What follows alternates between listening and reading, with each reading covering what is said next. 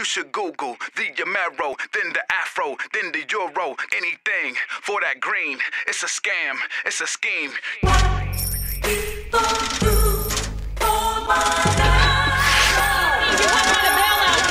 Some of the wealthiest banks in the world, but yet we can't seem to help our own citizens who are having foreclosure crises. The bailout on the House floor, warning that it could destroy the dollar and the global economy. Working families are suffering. Unemployment is over 10% in my own district. We have over 2,300 people who have lost their homes to foreclosure. Retirement and pension funds are losing value. Local government can't make decisions. $4 or $5 bills, certain parts of the bill, you can get your blood spilled on the concrete.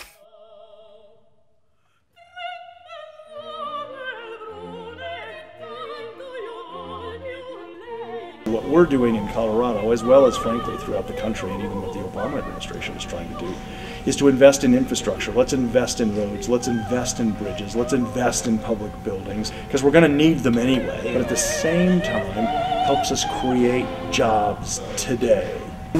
Got to pay bills, so you have to just work and slave actually pretty much every single day just to make ends meet. The recession again is lack of demand. So how do you fix lack of demand? With positive demand. And when the market can't provide it and individual families can't seem to generate it, then government needs to step in and help. And that's what we're doing here in Colorado at this point. The nation is in the worst economy in 75 years. We had to close a budget gap of more than $1 billion. It will cause pain to a lot of communities in ways and in the way that we deliver services. They'll feel that.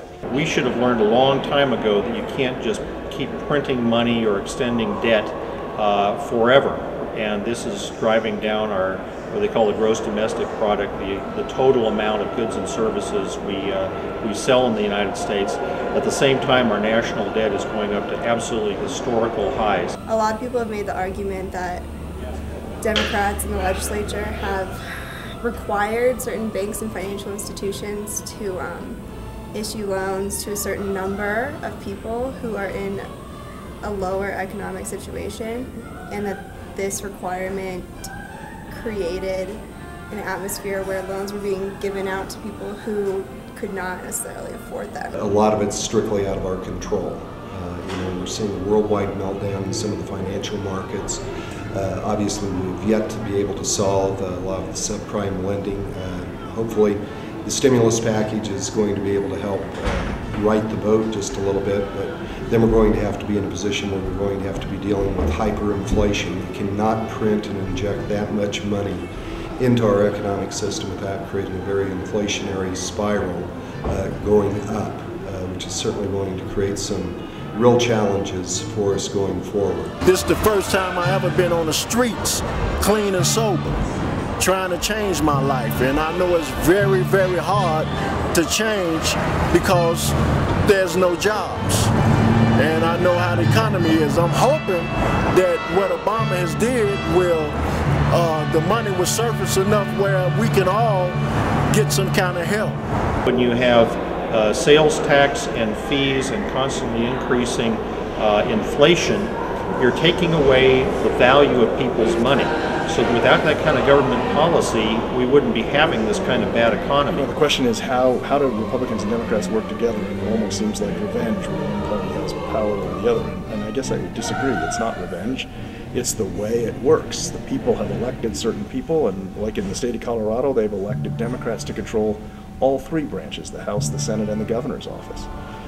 That's not to say we don't listen to Republicans, but we don't want Republicans ruling. If we did, we would have elected them. We didn't elect them. We elected the Democrats. So let's let the Democrats do what the Democrats believe will work. And if the Republicans can add to that, awesome. And when they've got good ideas that make sense, awesome. Let's figure out a way to incorporate them into what needs to be done. But for the most part, all the Republicans have to say is no, that won't work. Well, that's not helpful. So why would we spend time listening to that? Why don't we figure out what will work, implement it, see if it does work, evaluate it very critically, and when we figure out, you know what, that's not working the way we want it to, pull back and come up with a new solution. It's easy to sit on the sidelines as the Republicans do now full-time and say that'll never work, that'll never work, that'll never work. They're bound to get it right once in a while when they say that'll never work. When they say it 100 times, they're probably going to be right 2 or 3 times. because it won't work, because none of us has a magic bullet and a magic solution to what's going on right now.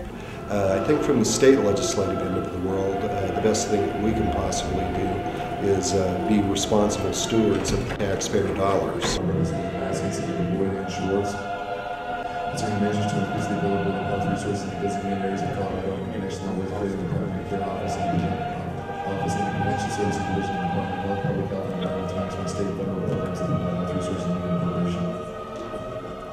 Senator Schwartz. Thank you, Mr. President. So the biggest thing I'd be concerned about is a big devaluation of the dollar, and the second issue is just making sure we keep trade barriers from going back up. Where we screwed it up in the 30s is raising trade barriers and basically creating artificial constraints in the economy.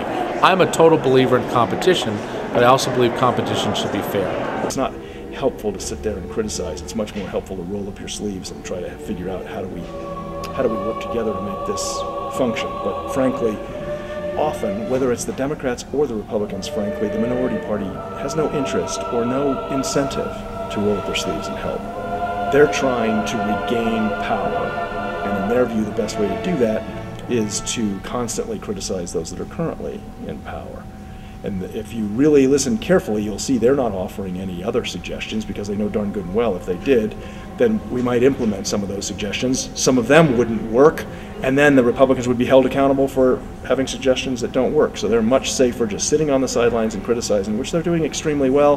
But what the American people and the people of Colorado are doing extremely well at this point is just completely ignoring them. People who are addicted to drugs will go to rob the banks or rob people or steal jewelry or, I think people may be more addicted to drugs now, and more drinking's going on because of the economy. The people who worry about hyperinflation, they worry about that as it relates to the national borrowing and the national debt. Effectively having a lot of international competition, that drives inflation down tremendously. And what I'll also say are two things.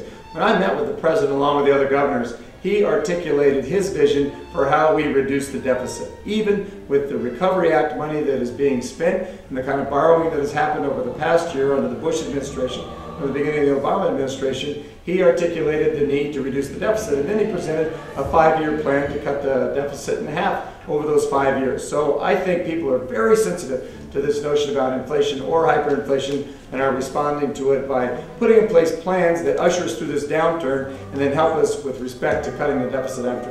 One more question. I think people really appreciate just that little extra dollar, and they don't think that far ahead as far as our children or their children trying to make up for that. The creation of the United States of America under our first Constitution really was facilitated by the fact that the Continental Congress and our original form of government couldn't handle the debt. So debt's not a new concept at all. We are in a downturn, but we can't let up on our responsibility to work on an agenda that is progressive, that includes how we fund transportation, how we fund healthcare, how we fund education. The people of the state expect that from us. We also need to make sure that our safety net stays solid to help catch people that are falling or crashing into the wall. A lot of innocent people lose their lives because other people are suffering and trying to get by and do desperate things to get money. And it might result to killing somebody just for a few dollars. The economy's bad and people have less money. It affects crime. We see more robberies, thefts. So it can be a problem on society. We can see it in the numbers and the statistics. The legislature would convene and designate that location as the temporary seat of government. It would still it's a federal issue. It's not the U.S. Department of Treasury. It really has, they're the ones that are in charge of trying to balance the economic stimulation with inflation and trying to make sure that we don't overstimulate the economy so that we start seeing high rates of inflation. But that's not something we really deal with here. I think when we're talking about corruption in government, the bottom line is we always need to hold elected officials to a higher level of accountability.